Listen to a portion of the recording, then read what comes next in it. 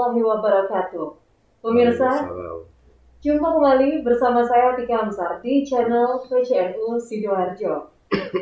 Kesempatan yang berbahagia pada siang hari ini, saya masih berada di kantor PCNU Sidoarjo di Jalan Erlangga, Sidoarjo. Nah, hari ini tepatnya menuju 3 hari ke depan kita akan merayakan atau memaknai lebih tepatnya Hari Kemerdekaan Republik Indonesia ke-75.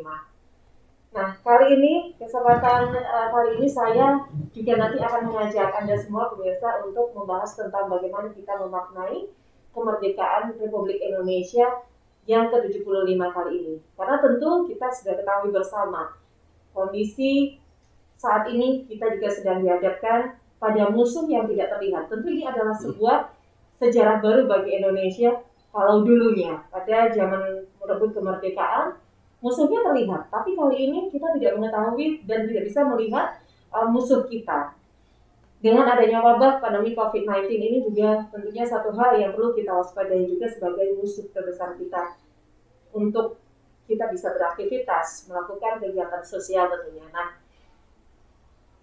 pemirsa, tentu kita juga nantinya akan membahas lebih dalam lagi tentang memaknai kemerdekaan Republik Indonesia. Apakah Anda juga sudah mengetahui bagaimana sejarah kemerdekaan Republik Indonesia dan bagaimana juga peran dari umat Islam dalam merebut dan juga saat ini mempertahankan kemerdekaan Republik Indonesia? Nah, nanti kita akan berbincang lebih banyak lagi dengan narasumber kita yang saat ini saya sudah bersama dengan beliau. Saya ingin perkenalkan dulu yang pertama, saya ingin sapa juga bersama dengan Ketua PCNU Sidoarjo, bersama Kiai Haji Maskun SAG MHI. Assalamualaikum. Waalaikumsalam warahmatullahi wabarakatuh. Apa kabar Yai? Baik. Alhamdulillah, sehat selalu ya Yai. Alhamdulillah. Ya, nah kali ini juga bersama Yai Maskun, saya juga ingin menyapa juga beliau dari Aswaja NU Center PCNU Sidoarjo bersama Gus Aris Karami STMPD. Assalamualaikum Gus. Assalamualaikum. Apa kabar? Alhamdulillah sehat. Alhamdulillah. Semoga juga sehat. Nah ini dia, insyaallah amin ya. Karena memang saat ini yang terpenting adalah kesehatan tentunya ya.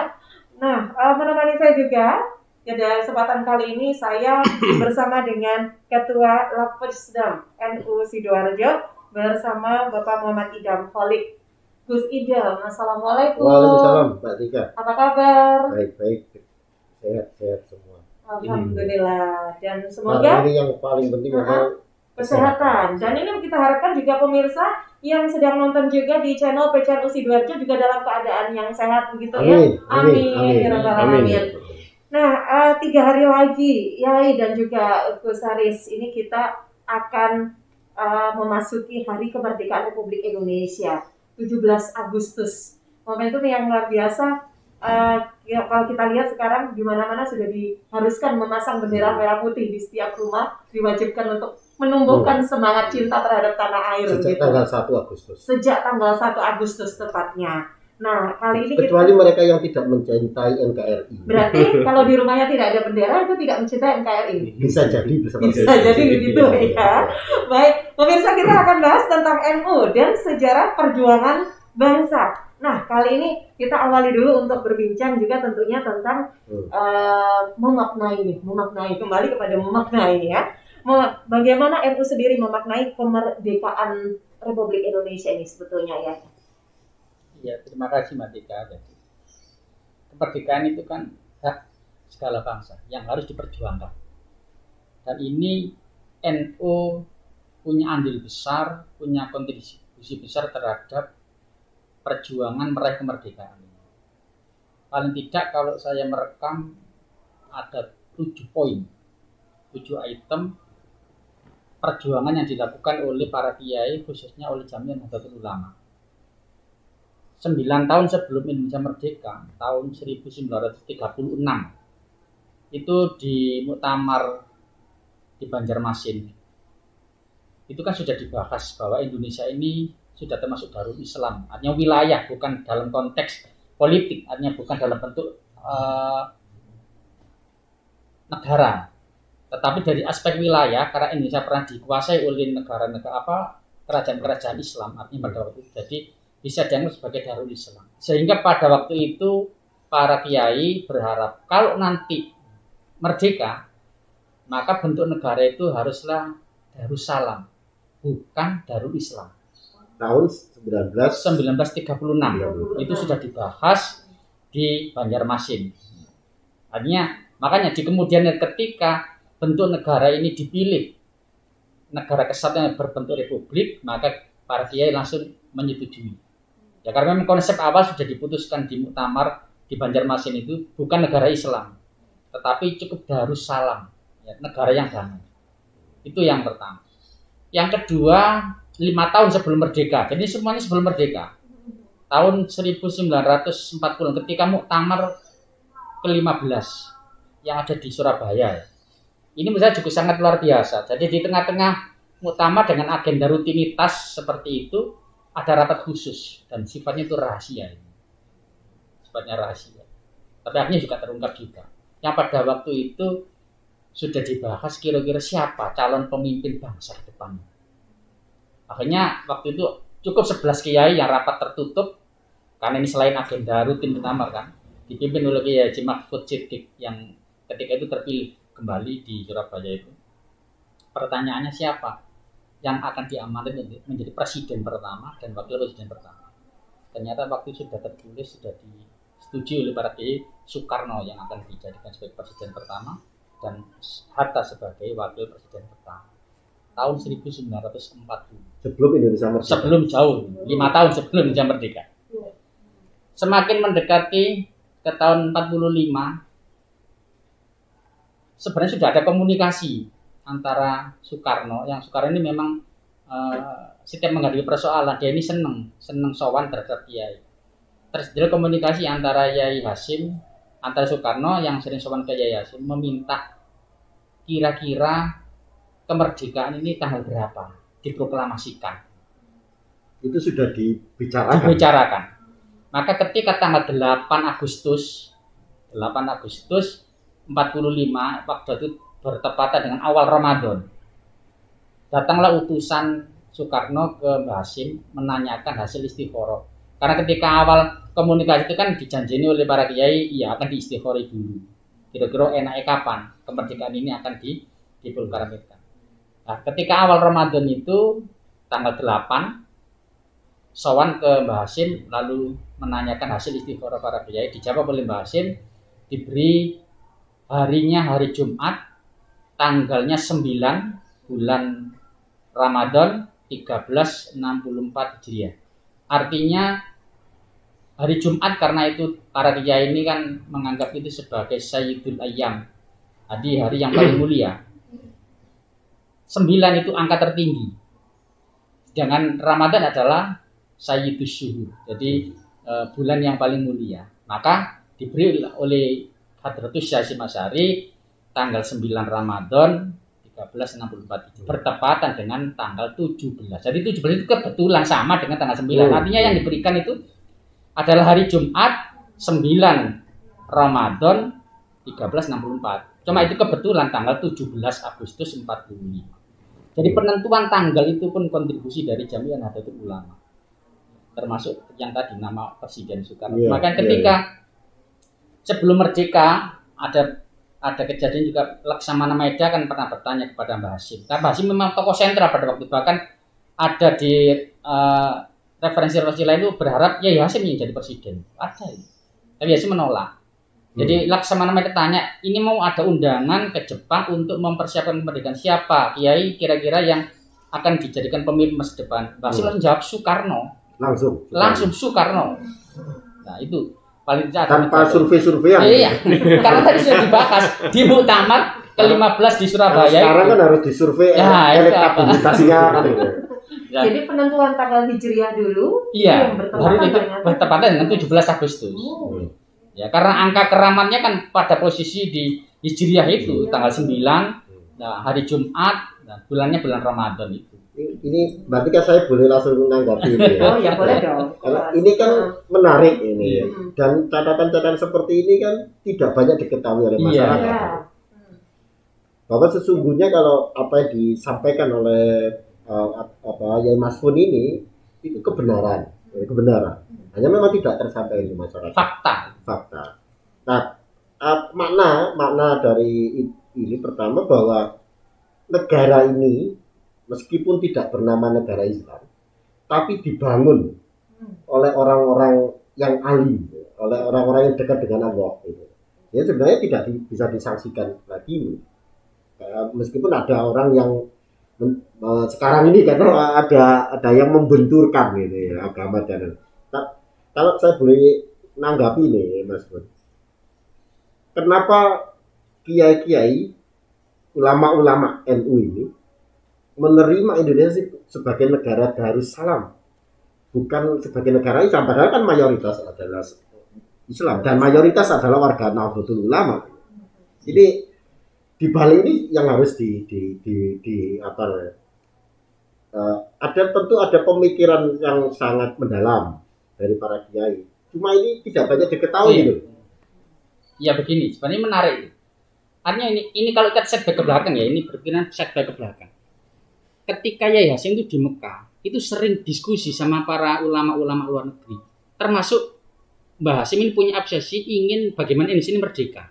Ya. Makanya ketika pulang ke Indonesia tahun 1914, maka dia menggelorakan semangat dengan jargon hubul watan minal iman. Itu sebenarnya tadi yang sebenarnya ini pertama. Itu proses diskusi ya? Iya, proses diskusi di Masjidil Haram pada waktu itu. Artinya kan ini pergulatan pemikiran. Iya. Sementara ini kan orang banyak yang meremehkan NU itu klenik kan gitu.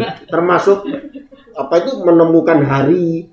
menemukan konsep hubul watan minal iman dengan mimpi gitu. Tapi kenyataannya kan menurut fakta yang ada itu kan pergulatan pemikiran. Dari diskusi pemikiran di sana itu sudah muncul pengalaman yang ada di Timur Tengah.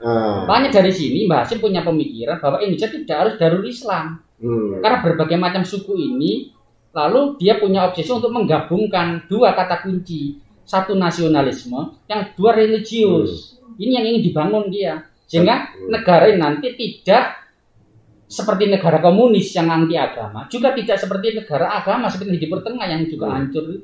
Dan ini dibangun dengan pergulatan pemikiran. Pemikiran panjang. Ketika dia masih di Mekah, makanya ketika nanti Indonesia merdeka, ucapan selam pertama itu disampaikan oleh Mufti Palestina kalau tidak salah itu siapa itu menyampaikan ucapan selamat pertama kali kepada bangsa Indonesia. Berarti kiai NU itu kan cerdas semua.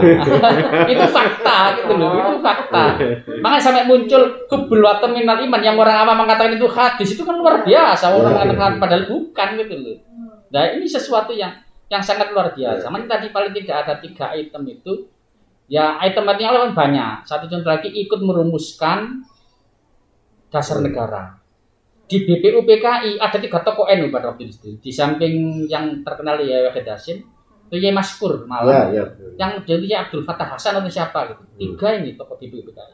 Setelah itu dibubarkan menggurit jadi PPKI, tinggal Kiai Abdul Wahid Hasyim kan yang itu ikut merumuskan itu. Jadi item-item ini yang menjadi kontribusi Jamiah Nahdlatul Ulama untuk bangsa dan negara. Dan menurut saya memang hebatnya lagi para kiai itu meskipun sangat luar biasa kontribusi, tapi dia tidak ingin berdiri di depan. Oh ini saya yang. Termasuk tadi ada harapan Mbah Hasyim jadi presiden itu akhlak itu. Ya. Tidak mau. Bisa kok jadi penasaran juga. Untuk mungkin boleh dijelaskan, diceritakan kembali Yai tentang hubul watan minal iman tadi. Terus itu juga yang menciptakan. Makanya tadi ketika terjadi Hmm. diskusi di Mekah ini, ketika ingin pulang Mbah Hasyim ingin menggelorkan semangat bagaimana agar perlawanan terhadap penjajah itu semakin masif. Makanya dia menggelorkan itu dengan jargon hubul watan minal iman itu, bahwa ketika kita ini betul-betul mencintai negara kita, maka kita akan mau berjuang, nyawa pun rela dikorbankan kan begitu. Dan itu juga sebenarnya terinspirasi gitu ya, terinspirasi dari hadis Nabi sebenarnya. Nabi pernah mengatakan doa ya, ada 2 sebenarnya yang sering ditulis, satu kepada Makkah, yang kedua kepada Madinah. Yang Madinah yang lebih jelas itu Allahumma habibna ilainal Madinah. Kahubbina ila Makkah au asyadda. Ya Allah, jadikanlah kami ini sebagai orang yang mencintai Madinah seperti cinta kami terhadap Mekah atau lebih. Itu nasionalistik. Ya, ini Itu dicontohkan oleh Nabi. Jadi bukan berarti kalau kita mencintai negara kita itu bukan tidak agamis. Tapi justru itu adalah representasi dari yang dicontohkan oleh baginda Rasul Shallallahu Alaihi Wasallam. Makanya setelah itu nanti setelah merdeka lalu ada yang sangat terkenal yang mungkin tidak perlu kita tahu, resolusi jihad itu kan. Ya, itu kan karena pertimbangan ini sehingga Mbak Hasim berani mengeluarkan fatwa jihad. Ya, itu kontribusi NU ya. Masih banyak lagi saya kira. Jadi dialog ini juga harus diperpanjang dong waktu. Baik. Nah, kalau kita melihat kondisi kekinian begitu ya, yang saat ini, yang lebih dalam konteks kekinian, di mana kita kan juga melihat dinamika kebangsaan sendiri sebetulnya. Ini kan juga begitu deras juga kalau tadi dijelaskan oleh Pak Idam gitu ya, mempertentangkan agama dan membenturkan ya tadi istilah Pak Idam, membenturkan antara agama dan nasionalisme begitu. Nah, Gus Haris, ini kalau dari Gus Haris sendiri bagaimana memaknai hubul waton minal iman dalam konteks kekinian ini? Ya, terima kasih. Sangat inspirasi dan membuka cerita dari Kiai Mas Gun juga sering cerita sejenis kita dengarkan. Itu menggambarkan betapa kemerdekaan ini merupakan perjuangan lahir batin dari para kiai yang itu adalah bapak-bapak kita. Terkait dengan pergulatan pemikiran, saya pernah baca itu ada namanya buku ditulis oleh Dr. Umar Sahab, itu intelektual Mesir, menulis judulnya itu Syekh Hasyim Asy'ari Awal Wadi Labnatil Istiqlal Indonesia. Syekh Hasyim adalah peletak dasar batu bangunan fondasi kemerdekaan. Jadi pergulatan itu ternyata disorot oleh intelektual dan sudah ada bukunya. Bagi kita di generasi muda sekarang ini adalah tugasnya untuk lebih bahasa saya itu menjaga dan melestarikan. Ini mengaji dari hadis Nabi pernah bersabda, ikhfat uda abika, jagalah apa yang menjadi kesukaan atau kebanggaan orang tua kalian. Abarul birri ayusila uda abika. Bakti orang tua yang terbaik itu adalah menyambung, melestarikan jerih payah yang dibanggakan oleh orang tua. Nah, beliau itu sudah membangun sedemikian rupa, mulai dari konsep berpikir sampai pada tataran pemimpin itu sudah dipilih, sampai hari saja sudah diistikharoi. Nah, kita tinggal melestarikan ini. Nah, kita di PCNO di Asal Center, peran kita tidak lagi dalam konteks angkat senjata, tidak lagi dalam konteks menghadapi perang secara fisik, tapi justru bagaimana pemahaman yang sudah utuh itu, ya, bahwa aspek religius tidak bertentangan dengan nasionalisme, bahkan saling menguatkan, itu kita bisa memperkuatnya dengan menemukan dalil-dalil atau konstruksi pemikiran. Bahkan kalau sekarang ini lagi ngetren, kita mempunyai unisida misalkan perguruan tinggi, kita bisa menyambungkannya dengan tradisi intelektual akademis. Kalau dulu mungkin ya pergulatannya berbasis tekstual, berbasis karya-karya terutama ulama, ya sekarang kita kembangkan lagi. Nah, ini masih tahun ini juga berbasis sosiologi, bisa diminta untuk memicu geliat pemikiran untuk memperkuat konsep nasionalisme bersandi dengan religi. Ya. Saya bisa nyambung dengan konteks kekinian.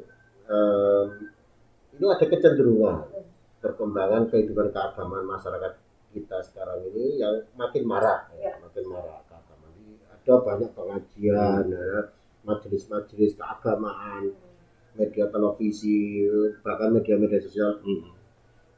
Hari ini dalam sudut pandang yang positif, kita senang sekali kegiatan keagamaan kita semarak, banyak ustadz gitu. Tapi ada bagian lain yang cukup mengkhawatirkan.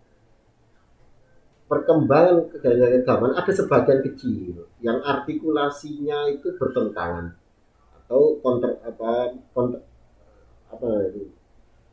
tidak sama dengan arah kebangsaan. Ya, mulai mempersoalkan ini agama dan kebangsaan ini memang ada sekarang ini ada. Tapi kalau dirunut dari sejarah pembentukan masyarakat Indonesia, paham-paham yang bertentangan dengan kebangsaan nasionalisme ini paham-paham yang tidak tumbuh jauh kemarin, tapi yang baru-baru ini ya, yang sama sekali berbeda dengan sejarah pembentukan kebangsaan kita. Apa namanya itu, hubul watan minal iman, atau di pemikiran yang lain kiai-kiai kita menerima rumusan Darussalam, bukan Darul Islam. Itu konteks sosiologisnya adalah bahwa ulama-ulama kiai-kiai itu melihat kenyataan Indonesia ini memang beragam.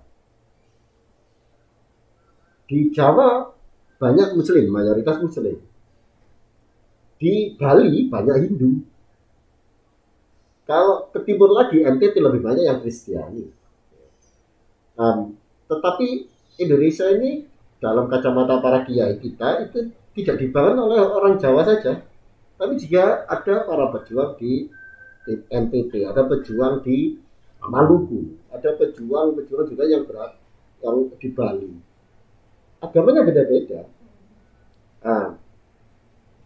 Mencapai perdamaian dan harmoni itu lebih diutamakan daripada misalkan memunculkan negara Islam tetapi terjadi pertumpahan darah, terjadi perselisihan antara umat Islam dengan yang lain. Ini saya kira yang menjadi landasan pemikiran dari para kiai dan ulama-ulama kita. Kenapa NU sangat berkepentingan untuk menjaga NKRI dan menjaga negara ini tetap menjadi negara Republik Indonesia yang damai, ya. Karena menciptakan perdamaian saya kira itu lebih utama daripada memperjuangkan baju sebagai negara Islam, saya kira.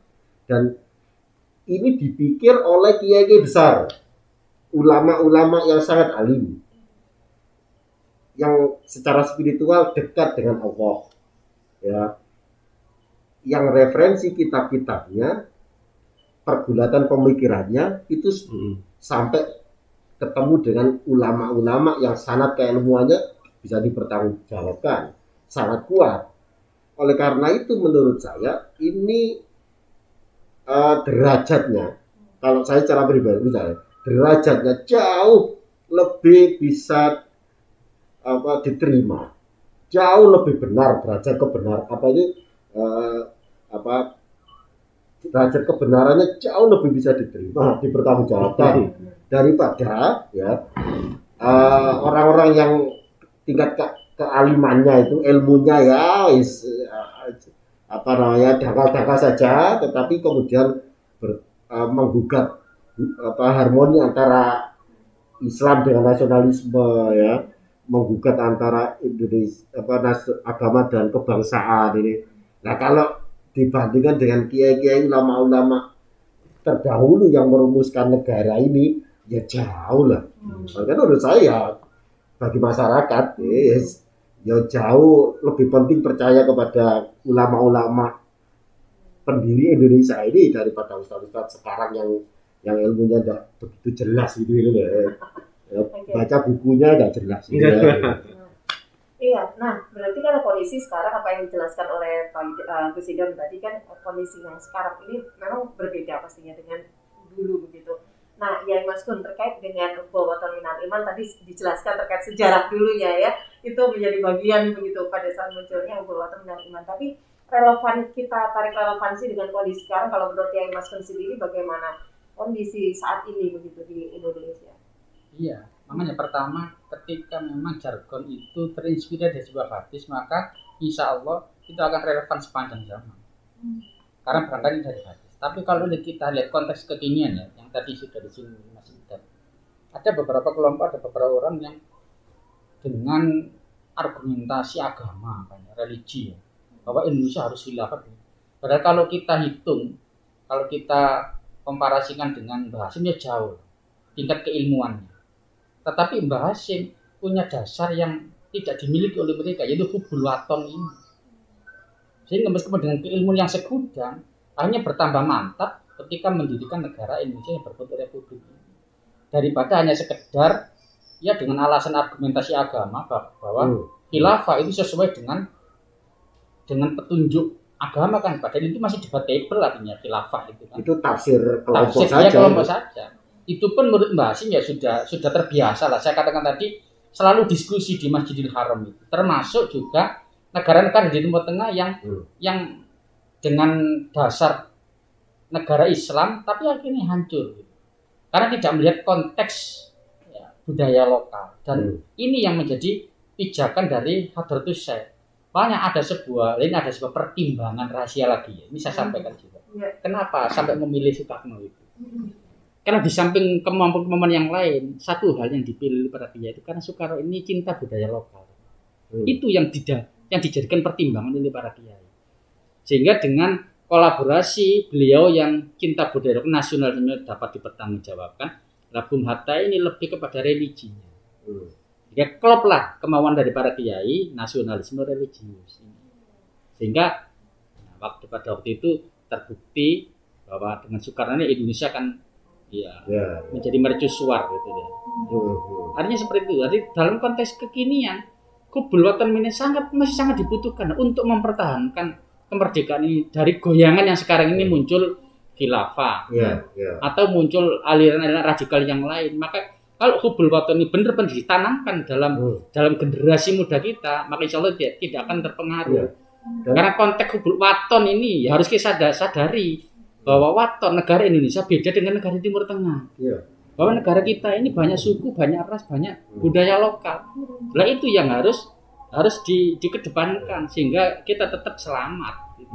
Kalau kita meniadakan hubul waton ini dengan menyamakan bahwa harus versi Islam begini yang itu masih debatable, ya hancur kita.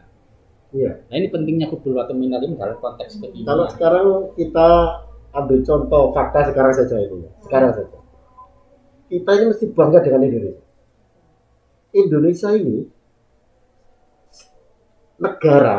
satu negara memikul berbagai macam suku bangsa. Ini satu negara memikul berbagai macam suku bangsa. Ada suku Minang, suku Aceh, suku Batak, Bugis, suku Jawa, suku Madura, Bali. Berapa suku bangsa? Banyak, dipikul sak negara. Ada juga yang di sini nih keturunan Arab ada yang keturunan Tionghoa ya bermacam. Ini kan berbagai macam suku bangsa, tapi dipinggul oleh satu negara. Ini luar biasa. Bandingkan sekarang. RRT itu satu negara dengan satu rumpun bangsa. Ada lagi negara satu rumpun bangsa ini dipikul oleh berbagai macam negara. Arab itu dipikul berapa negara itu? Ada satu rumpun Arab saja itu. Terus itu berapa negara harus memikul satu rumpun loh. Indonesia ini berapa rumpun suku? Dipikul satu negara aja. Loh ini kan luar biasa ini. Loh. Baik. Ya, nah kembali ke Pak Gus Sidang, yang cukup menarik dari apa yang disampaikan oleh Yai Mastun tadi itu adalah jadi saat ini tuh ini merupakan tantangan terutama bagi generasi muda begitu ya Mas Gun ya. Gus Aris. Kita ngobrol deh kalau versi Gus Aris sendiri. Kalau kita menarik relevansi dan juga ini sebagai tantangan tidak sedikit juga mungkin bukan hanya generasi muda, mayoritas masyarakat Islam di luar sana yang sebetulnya juga tidak mengetahui secara mendalam makna dari hubul waton minal iman. Mungkin kalau dari saat ini kondisi adanya wabah pandemi ini, barulah kita mengenal hubulatul minal iman yang sering kita dengarkan ini untuk digaungkan juga oleh Gubernur Jawa Timur juga begitu, barulah tapi maknanya sendiri kan tidak tahu kan. Lantas bagaimana dan apa yang harus dilakukan sendiri terutama dari generasi muda NU sendiri ataupun para ulama-ulama yang asatidz juga yang ada di NU untuk tetap membudayakan dan memberikan sejarah tentang memberitahukan gitu ya sejarah tentang Zaman sekarang ini zaman milenial, akses pengetahuan informasi beragam, begitu luas, terbuka. Nah, maka sebenarnya ini tantangan sekaligus peluang. Kita sebagai generasi muda mestinya banyak belajar dari fakta-fakta sejarah dan memaknainya. Bagaimana sebelum kemerdekaan itu para ulama sudah mengproses sedemikian rupa sinergisitas antara religi dan nasionalisme. Ketika sudah terbentuk negara, lalu ada tantangan dari luar untuk menggagalkan berdirinya negara yang baru ini, masih baik ini, lalu tampillah resolusi jihad. Ternyata itu kan fatwa itu lalu tidak dieksekusi oleh NU sebagai lembaga, tapi diberikan kepada negara agar memobilisasi rakyatnya untuk mempertahankan Indonesia. Ini luar biasa ini. Bagaimana NU mensuplai konten dari sisi keputusan keagamaannya itu adalah muatan religius digabung dengan peran negara. Ini negara mau diperankan untuk merubah sisi nasionalismenya itu ketika resolusi jihad. Terus yang kedua juga menarik ketika Mbah Hasyim Asy'ari pernah menfatwakan haram ibadah haji atau melarang ibadah haji karena alasannya adalah adamul istito'ah, karena kita butuh banyak energi, banyak harta benda untuk perjuangan dan sementara hajinya ditunda dulu. Itu bahasa yang muncul, bahasa kitabnya seperti itu muncul. Nah, alasan yang lain adalah ini kita sisi lain waktu itu ada upaya dari Belanda untuk menarik simpati kembali dengan menyediakan kapal yang bagus, hotelnya di sana diperbaiki, fasilitas lainnya diperbaiki lain untuk memutus simpati kepada Belanda. Ini sekali lagi doktrin agama dipakai untuk memperkuat eksistensi negara dan untuk melemahkan negara-negara atau gerakan-gerakan yang berpotensi melemahkan negara. Ini. Terus ada lagi ketika tantangan itu muncul dari dalam negara kita tahun 50-an itu ada namanya banyak gerakan pemberontakan. Salah satunya DITII. Itu kan masyhur itu dan itu panjang sekali. Nah, Pak Karno menantang kita, menantang rakyat. Silakan pilih Indonesia atau pilih Soekarno atau Soeharto. Nah, NU tegas memilih Indonesia.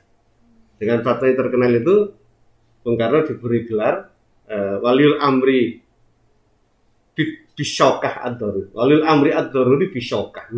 Ini dua kata ini, ad-Daruri dan Bisyokah ini luar biasa ini. Menggabungkan antara religius dengan nasionalisme. Ad-Daruri artinya sah. Ya, ad-Daruri sah dalam kondisi darurat. Tapi Bisyokah juga punya kewenangan. Artinya negara itu bisa memutuskan, bisa punya kekuatan, hukumnya berlaku. Dan sekali lagi, doktrin agama untuk memperkuat eksistensi negara. Yang benar lagi, yang menarik lagi ketika tahun 84 atau 83 ya, Munas 83 terus dikuatkan lagi pada Muktamar 84 pengakuan tentang asas tunggal Pancasila. Dan itu dalil-dalilnya adalah dalil religi. Ya, dalil dari kitab, takbir-takbirnya lengkap itu diskusinya. Sekali lagi, baca Mas Hitam pergulatan pemikirannya. Itu kelihatan cerdasnya NU dalam merespon kebuntuan waktu itu. Negara memaksakan Pancasila, sementara ada penolakan dari komponen bangsa yang berbasis agama. Jadi kalau yang lawan orang nasionalis dibantah sama kelompok agama, kamu nasionalis tidak tahu apa tentang agama. Tapi kalau yang bantah ini NU, kelompok agama ini ya itu tadi tidak banding lah istilahnya para kiai NU yang otoritas keilmuannya diakui dengan mereka yang ya seperti itu kualitasnya. Nah, kondisi kekinian ternyata ini juga muncul. Lah bagaimana tantangan kita ya mulai ya dengan melalui inilah channel PCNO kita berupaya untuk menyajikan lagi fakta-fakta sejarah itu dan memaknainya. Hari ini tantangan terbesar kita adalah memang generasi muda. Mereka ya yang saya rasakan sendiri ini bukan hanya abai terhadap agama, bahkan abai terhadap nasionalisme Mas Idam. Abai terhadap lingkungan. Ya tidak semua ya, kita ya apresiasi ada Mas Idam dan teman-teman yang lain, ada ekonomi BPN, ada lagi Pianso dan macam-macam. Tapi di sana ada fenomena abai teman-teman itu.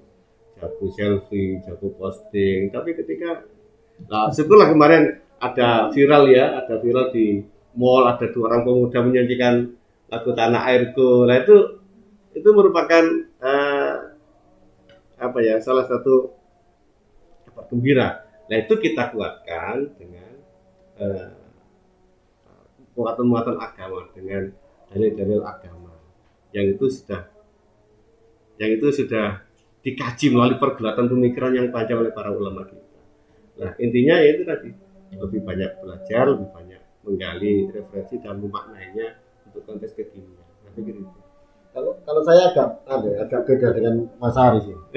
Beda. Kalau saya itu tidak terlalu pesimis. Gitu ya. Anak muda kita sekarang ini malah tingkat kesadaran kebangsaannya, cinta tanah airnya jauh lebih berkembang. Begitu ya, luar biasa ya. Iya. Mungkin yang saya temui saja mungkin. Dan itu banyak di kalangan anak-anak santri, anak-anak pondok, pesantren itu tumbuh kembang tradisi kebudayaan, nasionalisme, membaca kesadaran kebangsaan cita tanah air itu ada beberapa tingkatan. Pertama pada pemikiran, kerangka berpikir. Yang kedua pada aspek kebudayaan. Dan yang ketiga itu perilaku sehari-hari. Kalau dalam kerangka berpikir itu ada banyak hal-hal yang sekarang ini juga tumbuh berkembang, yang itu membangun kesadaran kebangsaan. Contoh ada istilah makin menguat adalah istilah Nusantara. Ada Islam Nusantara, ada produk-produk pemikiran Nusantara. Ini kalau di dalam menelaah identitas kebangsaan, munculnya satu istilah tentang Nusantara tadi itu, Islam Nusantara, Kristen Nusantara, itu bagian dari penguatan pemikiran kebangsaan, cinta tanah air. Meskipun ada yang banyak yang keliru menyebut Islam Nusantara itu sebagai Islam baru gitu. Itu kalau dalam kaidah bahasa Arab kan namanya mudhof alaih aja. Maknanya itu kan Islam fi Nusantara. Sebagai mudhof alaih, misalnya penggunaan fi Nusantara itu artinya orang-orang Islam yang di Nusantara ini sadar betul tentang entitas kebangsaannya itu loh. Saya Islam ya, tapi saya ini orang Nusantara yang memiliki pemikiran-pemikiran tentang Nusantara, yang memiliki identitas tentang Nusantara. Ya, ini kan berkembang. Ini artinya, dan ini berkembang di banyak kalangan muda. Artinya orang-orang Islam di sekarang ini ya, tingkat kesadaran kebangsaannya alhamdulillah menurut saya semakin bagus. Kalau diukur dari sisi itu. Ya, memang ada kelompok-kelompok kecil saja yang punya visi yang berbeda dengan kebangsaan. Tetapi kalau melihat perkembangan sejarah kebangsaan kita, saya yakin kelompok kecil ini akan hilang dari sini kalau diukur dalam perkembangan level kedua. Memahami entitas kebangsaan itu juga harus dilihat pada sisi kebudayaan. Kebudayaan itu ada simbol-simbol, ada itu batik. Ini bagian dari simbol-simbol kebudayaan. Batik ini produk mana? Produk Nusantara, produk Indonesia. Ada batik Jawa, ada batik Madura, ada batik Palembang, ada batik Bali. Nah, kemudian sarung yang dipakai ini. Ini kan tidak ada di daerah lain, tidak ada tempat lain, tidak ada. Ya, jangan dilihat sarungnya, isi sarungnya itu. Ini kan kalau melihat entitas kebangsaan, kesadaran kebangsaan, produk kebudayaan seperti simbol-simbol sarung sebenarnya ini juga sebenarnya produk kebudayaan, produk dari satu kesadaran tentang entitas kebangsaan. Gitu. Terus misalnya selain peci ini sih, peci ini juga kalau dalam kadar entitas kebangsaan ini kan produk budaya. Orang yang bisa memproduk suatu kebudayaan itu artinya punya kesadaran entitas budaya yang sangat bagus. Atau sisi lain misalnya lagu-lagu atau nadum-nadum kalau di dalam bahasa tradisi kita ini gitu. Kita ada lagu Seluku Batok, Seluku Batok. Itu ada penelitian dari di salah satu perguruan tinggi besar di Jogja itu. Asal usul lagu Seluku Batok itu katanya saya sendiri tidak ikut penindak. Seluku Batok itu berasal dari kata asluku batnaka gitu. Asluku batnaka. Ini Seluku Batok asluku batnaka. Batok ilahilu batnaka la ilaha illallah itu. Nah, ini kesadaran kebangsaan juga bisa dilihat dari sini. Yaitu produk kebudayaan. Balon itu ada 5, ini kan juga produk kebudayaan. Ya. Itu bukan anak ya? Nah, tetapi itu kan produk kebudayaan. Iya. Orang yang memproduk kebudayaan itu adalah orang yang punya kesadaran entitas atas kebudayaan itu. Oleh karena itu ya harus dilestarikan. Dan itu kan tidak bertentangan dengan manapun. Karena produk-produk kebudayaan itu lahir dari kearifan nilai budaya yang dimiliki oleh bangsa itu. Ya. Di kita ada kearifan namanya teposdiro, gotong royong. Setiap nilai dan produk itu kerjasama, kerukunan. Nah, yang terakhir ini, entitas kebudayaan, entitas kebangsaan juga harus dilihat dari perilaku sehari-hari, perilaku orang per orang, perilaku dari pribadi-pribadi. Nah, bangsa di Nusantara ini perilaku pribadinya itu kan teposdiro, hormat menghormati, bekerja sama, gotong royong, rukun. Apakah itu bertentangan dengan agama? Kalau Islam mengajarkan dan meminta orangnya, umat Islam itu saling bantu membantu, tetangga kepada tetangganya. Kalau masak lebihkan untuk apa itu bagi tanggamu. Ya. Barang siapa yang beriman pada Allah maka hormatilah tetanggamu. Bagi prim jarahu. Nah, ini ada tercermin dalam kehidupan bangsa Indonesia ini, bangsa Nusantara sehari-hari dalam kehidupan sehari-hari. Artinya apa? Produk kebudayaan kita dalam kehidupan sehari-hari ini mencerminkan entitas kebangsaan kita yang dibangun dari nilai-nilai tidak bertentangan dengan agama. Kesimpulannya ini, saya itu optimis Indonesia ini akan tetap berkembang maju ya dengan kebudayaan kita hari ini. Amin. Nah, ini tadi NU sebagai penjaga dengan syarat itu. Adalah kita juga harus tahu dong bagaimana langkah strategis NU ke depan nih. Yai Mas Gun, silakan. Iya. Untuk langkah-langkah strategis kita adalah ya harokah. Di NU sekarang ini kan harokah, gerakan. Paling tidak ada 3 gerakan dalam hal ini. Yang pertama adalah harokah fi himayatil ummah, jadi gerakan untuk melindungi umat. Dan ini muaranya 2. Jadi harokah fi himayatil daulah sama harokah fi himayatil akidah. Jadi untuk melindungi kedaulatan, untuk melindungi NKRI sebagai wadah kita ekspresi ini. Yang kedua, melindungi akidah umat. Ini juga harus sekarang ini sedang gencar diserang dari pihak-pihak lain kan. Oleh karena dalam konteks yang tadi hubbul waton minal iman, jadi hub itu kan orang kalau sudah cinta, yang cinta terhadap tika gitu ya, ketika diganggu oleh orang lain, yang muncul ada kecemburuan. Nah ini harokah ini penting untuk menumbuhkan bagaimana rasa kecemburuan dari bangsa kita ini ketika mau diusir oleh orang luar. Meskipun orang luar itu sekarang itu kalau dalam konteks kebangsaan membangun patriotisme.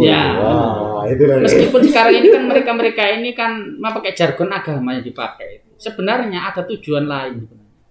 Karena memang oleh para kiai antara NU dan NKRI ini setali tiga uang.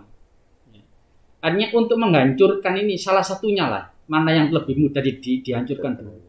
Kalau ingin menghancurkan NKRI baru membubarkan NU bisa. Tetapi ketika NKRI mau dibubarkan selama masih ada NU sulit. Ini pengakuan mereka sendiri. Sama ketika mau menghancurkan NU kalau NKRI masih tetap terjaga juga sulit. Oleh karena itu maka perlu ada gerakan ya himayatul daulah sama himayatul akidah. Dan ini harus kita tanamkan terhadap generasi muda kita bahwa goyangan-goyangan dari kanan kiri yang mereka mengatasnamakan agama sebenarnya ujung-ujungnya adalah ingin negara kita ini mau dirubah. Nah, ini harus menimbulkan rasa kecemburuan, cinta terhadap negara Indonesia, maka apapun harus kita tanam terhadap mereka. Baru nanti harokah fi islahil ummah untuk memperbaiki ekonomi, pendidikan dan sebagainya tentu harus kita NU sedang gencar-gencarnya seperti itu. Apalagi sekarang ini skala prioritas adalah pendidikan, kesehatan sama ekonomi. Dari hasil muktamar yang kemarin ini juga harus kita kembangkan terus. Di samping harokah fi khidmatil ummah dalam rangka kita melayani masyarakat, ini NU harus turun ke bawah. Para kiai harus keluar dari pondok pesantren ke masyarakat, apa yang dibutuhkan oleh masyarakat. Nah, ini yang sedang digalakkan langkah-langkah strategis oleh Jamiah Nahdlatul Ulama ini. Sehingga nanti harapannya dengan mengisi kemerdekaan ini kita benar-benar sesuai dengan harapan para founding fathers kita. Batun thayyibatun warabun ghafur. Sebetulnya ini kita mau lanjutkan lagi, masih 2-3 jam lagi ya. Tapi kita sudah dikode ini dari tim dari Lapesdam bahwa waktu kita sudah habis untuk dialog perbicaraan kita kali ini. Terakhir mungkin ya bisa ditutup harapan dan juga ucapan dalam rangka hari ulang tahun Republik Indonesia ke-75. Silakan Yai. Ya, harapan dari pengurus cabang Nahdlatul Ulama, mari kita jaga persatuan dan kesatuan bangsa kita rawat kebinekaan kita laksanakan Pancasila dan Undang-Undang Dasar kita secara murni dan konsekuen, dan tetap kita kawal tetap tegaknya negara kesatuan Republik Indonesia. Oleh karena itu, PCNU mengucapkan selamat hari ulang tahun kemerdekaan Republik Indonesia yang ke-75. Mudah-mudahan selalu mendapatkan ridho dan barokah dari Allah Subhanahu wa taala sehingga dapat tercipta negara yang baldatun thayyibatun warahmatullahi. NKRI harga mati. NKRI harga mati. Pancasila Jaya. Pancasila Jaya. Merdeka. Baik, luar biasa. Terima kasih banyak Yai Maskun dan juga Gus Haris untuk waktunya berbincang. Kesempatan kali ini mudah-mudahan insya Allah akan bermanfaat juga untuk semua masyarakat di Kabupaten Sidoarjo, terutama pemirsa yang juga selalu mengikuti setiap program-program yang video-video yang kami hadirkan di channel PCNU Sidoarjo. Terima kasih juga untuk Ketua Lapesdam PCNU Sidoarjo. Terima kasih saya diminta untuk mendampingi. Satu kehormatan mendampingi. Masya Allah, luar biasa. Baik, terima kasih sekali lagi. Assalamualaikum. Waalaikumsalam.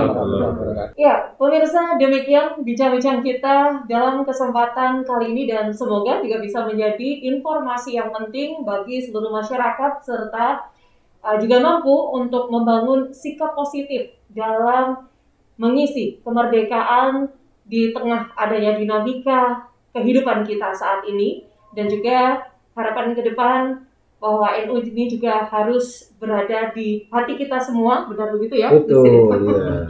Ya, dan tentunya pemirsa dalam memperingati Hari Kemerdekaan RI ke-75 tahun 2020 ini, semoga jati diri bangsa juga semakin kuat, makin menumbuhkan rasa cinta tanah air, dan mensyukuri nikmat kemerdekaan yang saat ini kita telah dapatkan sebagai karunia dari Allah Subhanahu wa taala dan juga perjuangan para pahlawan.